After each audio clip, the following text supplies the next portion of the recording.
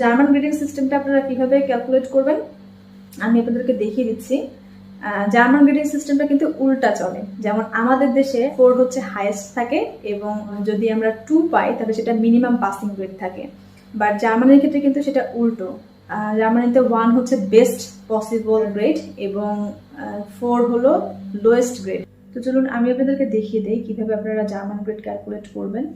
তো আমরা এখানে লিখবো জার্মান গ্রেড ক্যালকুলেটর। প্রথমে যে ওয়েবসাইটটা আমরা দেখতে পাচ্ছি এমএস ইন জার্মানি, এখানে আমরা জার্মান গ্রেড ক্যালকুলেট করতে পারবো খুব ইজিলি। তো ক্যালকুলেট করার জন্য এখানে আপনার যে স্কোর মানে আপনার যে সিজিপি সেটা চাচ্ছে।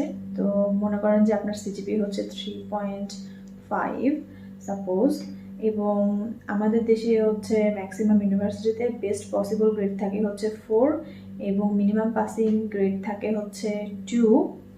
তো এখন কনভার্ট করলে আসে হচ্ছে 1.75, which is very good result. Okay, মনে রাখবেন যে জার্মান গ্রেড কিন্তু উল্টা চলে, আমাদের মতো সোজা কিন্তু চলে না।